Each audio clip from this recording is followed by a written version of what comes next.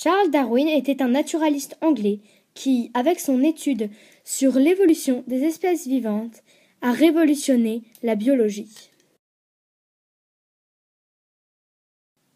Ma très chère femme, j'ai été choisie pour monter dans le Beagle en tant que naturaliste le 27 décembre 1831. N'est-ce pas génial? Si. Mais combien de temps pars-tu? 2 ans, tout de plus. Le but initial de cette expédition est de réaliser une cartographie de la côte de l'Amérique du Sud. Nous avons 2 ans et ça ne durera pas plus longtemps. Tu vas terriblement me manquer. Oui, je sais. Au revoir, ma chère femme. Vous me manquerez énormément. Direction le grand bateau, où je rencontrerai mes camarades et monterai dans le Beagle. Enchanté, monsieur, je suis Robert Fitzroy, le directeur de cette exploration. Moi de même, je suis Darwin, Charles Darwin, le naturaliste. Très bien, il est temps d'y aller, il est déjà 14 heures. Darwin fut d'abord surpris par la végétation dense de l'île volcanique de Santiago. Ensuite, il fut étonné par tous les reliefs et aperçut à chacun d'eux une bande blanche composée de mollusques, de coquillages et aussi d'autres fossiles. Charles Darwin étudia longtemps ces bandes blanches, tout le temps qu'ils étaient là. Il découvrit qu'elles étaient là grâce à un phénomène unique, l'érosion. Vous avez bien travaillé pour aujourd'hui, monsieur Darwin. Maintenant, je vous propose d'aller vous reposer. Nous vous allons vous installer une espèce de lit en foin dans la grotte. J'espère qu'il vous conviendra. Nous dormirons autre part. Il y a plein d'autres grottes un peu partout. Nous nous retrouverons à 7 heures, juste à côté de chez vous. Réveillez-vous quand même.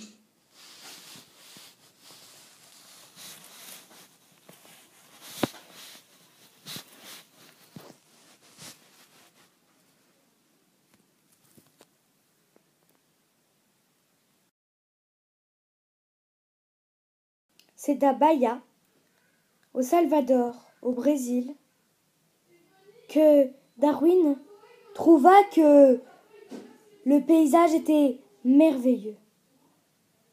Juste merveilleux. Et il se demanda alors pourquoi tant de massacres des forêts amazoniennes.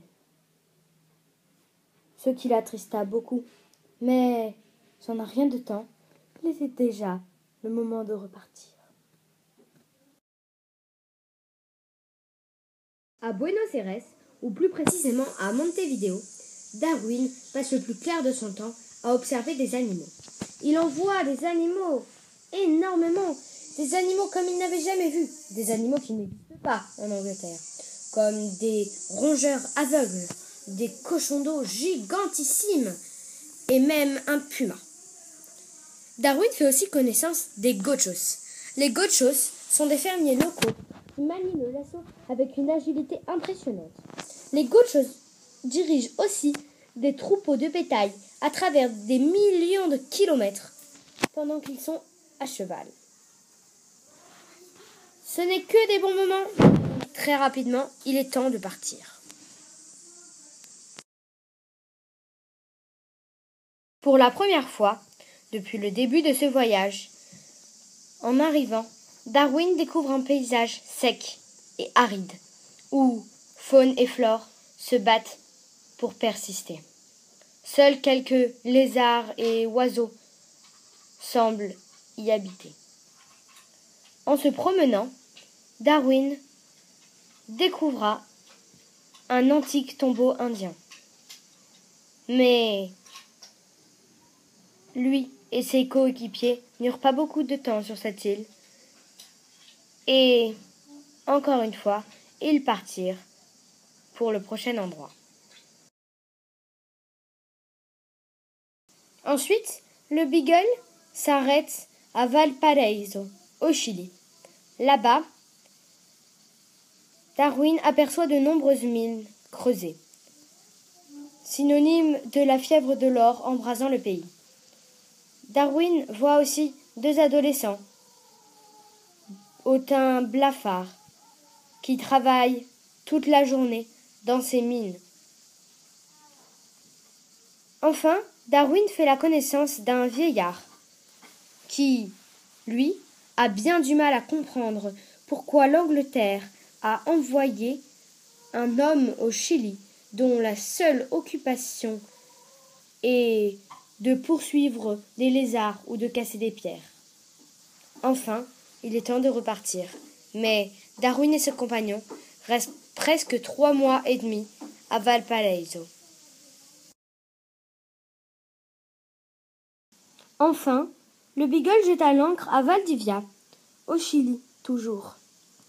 Là-bas, le 20 février, à 11 heures précises, un tremblement de terre secoua toute la ville. Un tremblement de terre désastreux pour les habitants et les nombreux morts qui étaient à plaindre. Mais intéressant pour Darwin, qui travailla pendant plusieurs mois sur ce tremblement de terre.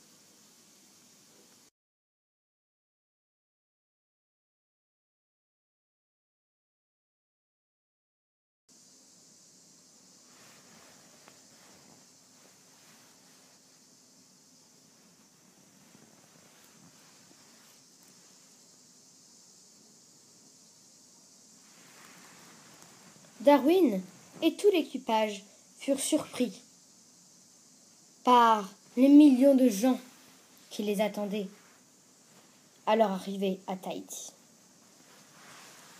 Darwin fut tout de suite séduit par ce peuple, au sourire et au cœur gigantesque. Ensuite, Darwin décida d'aller se promener dans l'île, qui était marquée par des caractéristiques. Des grandes montagnes, avec des ravins gigantesques et des cascades imposantes. L'heure des adieux fut la plus difficile, car, pour la première fois depuis le début du voyage, le peuple de Tahiti était le plus souriant, le plus heureux de voir le Beagle débarquer sur leur terre.